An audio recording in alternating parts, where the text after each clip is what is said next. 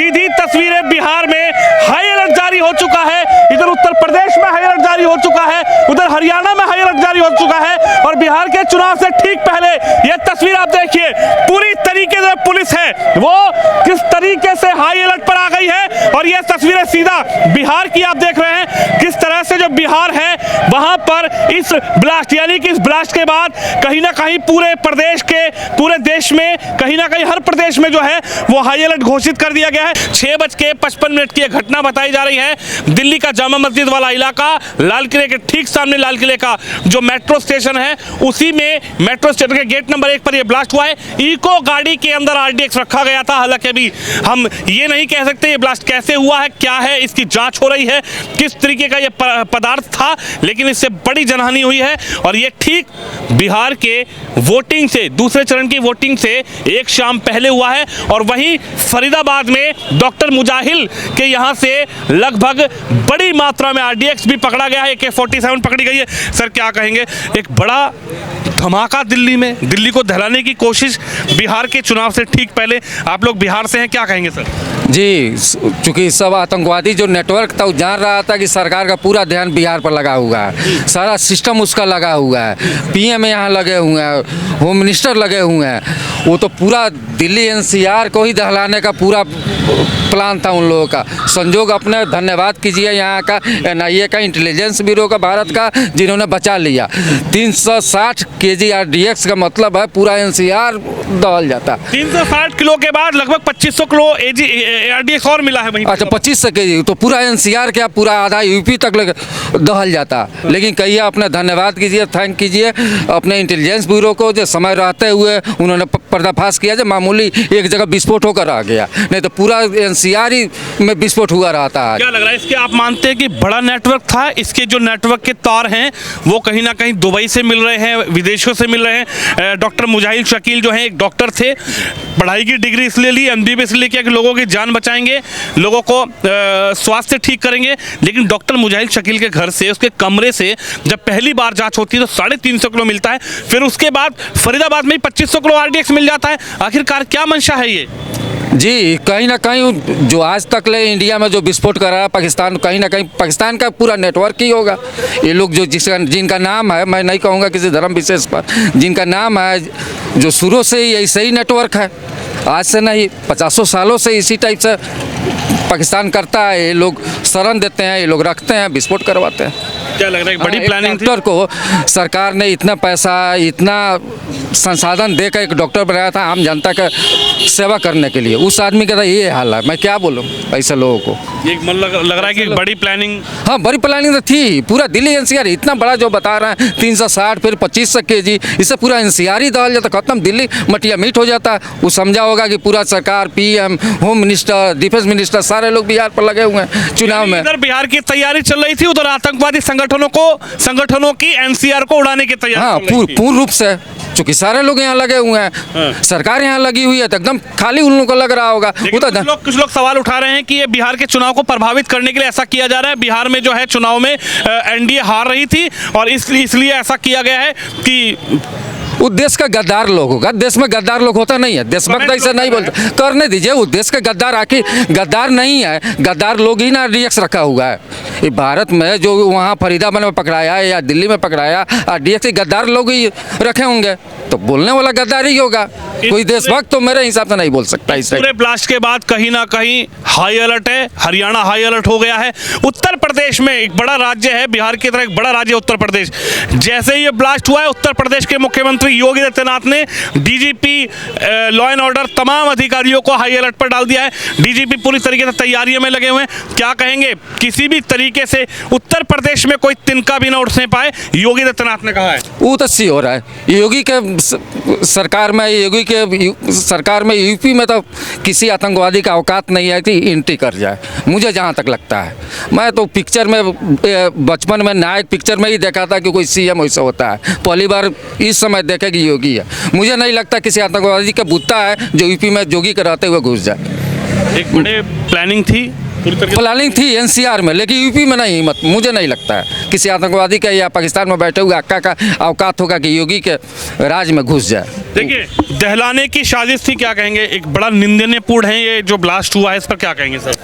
मैं ये कहूँगा कि इसकी जांच हो और जो आतंकवादी है उसको फांसी हो, जो ब्लास्ट किया उसको फांसी दिया जाए। आतंकवाद की कोई जात नहीं होती है, ना वो हिंदू है ना हिंदू है ना मुसलमान है। डॉक्टर मुजाहिल शकील जो हैं, जिसको ये जिम्मेदारी दी गई कि आप डॉक्टर बने, आपने पढ़ाई की, आप इंटेलिजेंट हुए, आपने डिग्री ली, आपने लोगों का इलाज करने के लिए, लेकिन वो आरडीएक्स अपने घर में सेव कर रहे थे। वो डॉक्टर बना लोगों की जान बचाने के लिए। अगर किसी को जान ले रहा है तो पूरे इंसानियत की हत्या कर रहा है। एक बड़ी खाई भी खोद रहे हैं धर्मों के बीच में। इस पर तो मैं कुछ नहीं बोलूँगा। आतंकवादी का कोई धर्म नहीं होता है, कोई जात नहीं होता है, और जो बस हमें यही कहूँगा कि उनको फांसी दिया जाए। आप क्या कहेंगे सर? डॉक्टर मुजाहिल शकील जो लगातार आरडीएक्स, क्योंकि एक दिन में ही आरडीएक्स इकट्ठा नहीं हो सकता, 350 किलो 2500 किलो AK-47। जी ऐसा हुआ है तो मतलब हो सका आतंकवादी संगठन से जुड़े होंगे वो।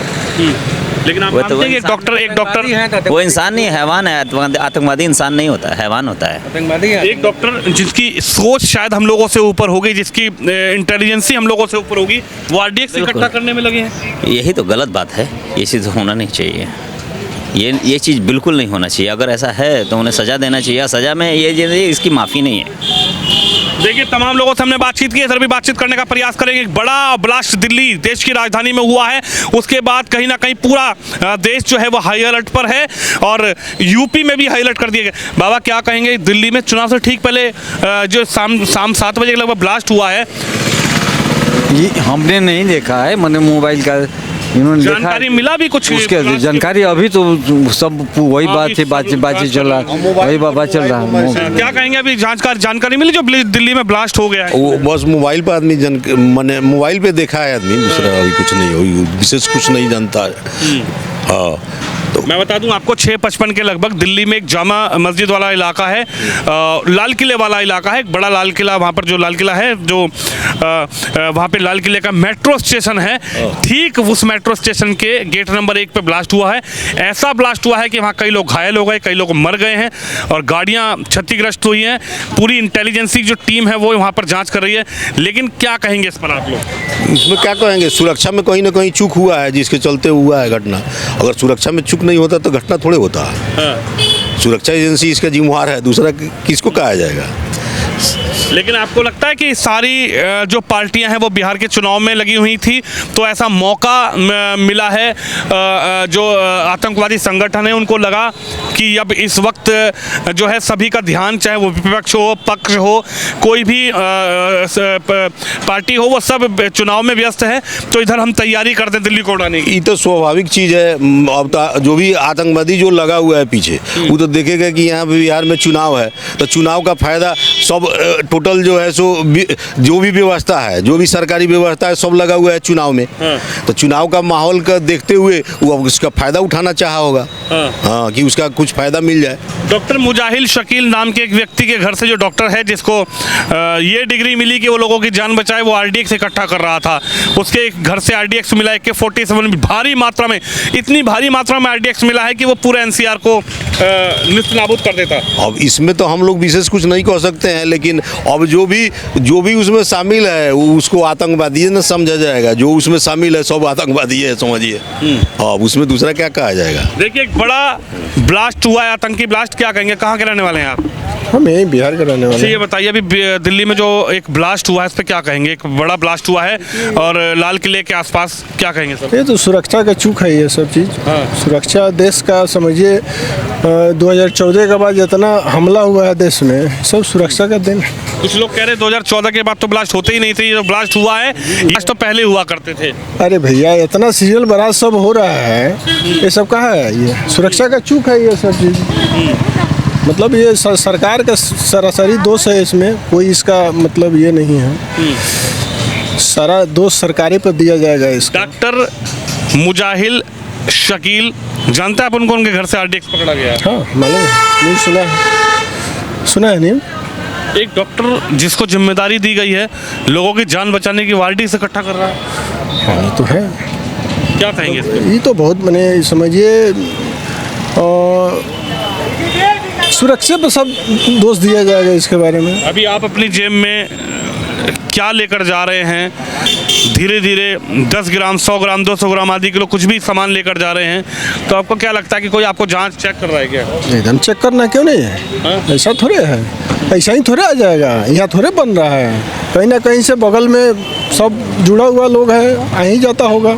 तो सुरक्षा का चूक है, हर चीज़ पर तो सुरक्षा है। हम ऐसे लोगों को क्या क्या सजा मिलनी चाहिए? जैसे डॉक्टर फांसी का सजा देना चाहिए सब ऐसा लोगों को। ऐसा लोगों को देश का जो आप बताइए, आप गद्दार मानते हैं कि डॉक्टर मुजाहिल? एकदम गद्दार मानते हैं, एकदम गद्दार मानते हैं। ऐसा आदमी को मैंने कहीं से भी चूक नहीं होना चाहिए। उसको कोई चीज़ का मतलब जिसके दिल में देश के प्रति प्रेम होना चाहिए, देश के प्रति भावना होनी चाहिए, देश के प्रति इज्जत होनी चाहिए, देश के प्रति सम्मान होना चाहिए। एक डिग्री मिली, आप डॉक्टर बन के लोगों का इलाज करें, लोगों को जान बचाएं, लोगों को स्वास्थ्य अच्छा दें, वो RDX AK-47 इकट्ठा कर रहे हैं। ये तो बहुत गलत बात है। ऐसा आदमी का ऐसा सजा बनाए सरकार, जो उसको फिर दोबारा इस तरह करने का मौका नहीं मिले। ऐसे ही नेटवर्क, ये सारा नेटवर्क आपको लगता है मजबूत हुआ है? एकदम मजबूत हुआ है। सीरियल ब्लास्ट करने की तैयारी एकदम तैयारी थी। ये समझिए छोटी सी मतलब हुआ है, हो सकता है और भी हो सकता है। सब यूपी में भी अलर्ट हो गया। यूपी में योगी आदित्यनाथ ने कह दिया, अगर यहाँ पर किसी ने हिम्मत करी, किसी मुजाहिल ने, किसी डॉक्टर ने, किसी शकील ने अगर RDX इकट्ठा करने की यूपी में कोशिश करी, तो वो तो खैर नहीं होगा उसका। वही चीज़ ना, मतलब एक आदित्यनाथ योगी जो है, उनके जैसा सब मुख्यमंत्री हो जाए तब तो कोई बातें नहीं हो। क्या नाम है आपका? राजेश दास। राजेश दास। तो आप योगी जी को मान रहे हैं कि योगी जी एकदम ठीक है, इसमें कोई दिक्कत नहीं है। देखिए ये तस्वीर आप देख सकते हैं, यहाँ पर लगातार पुलिस भी हाई अलर्ट हो चुकी है। यूपी, बिहार, क्योंकि बिहार में तो चुनाव है और चुनाव के दूसरे चरण के चुनाव से ठीक एक शाम पहले देश की राजधानी दिल्ली में लाल किले के आसपास जो है वो ब्लास्ट हो जाता है। लाल किले के मेट्रो स्टेशन के गेट नंबर 1 के ठीक सामने खड़ी पार्किंग में इको गाड़ी में ब्लास्ट होता है और उसको लेकर अभी जांच एजेंसियां जांच कर रही हैं। लेकिन देश की जनता और खासकर बिहार के लोग क्या बोल रहे हैं वो राय आपने सुनी। आप भी इस खबर पर अपनी राय रखिए, वीडियो को शेयर करें। कैमरामैन श्याम यादव के साथ विनोद शर्मा, बिहार।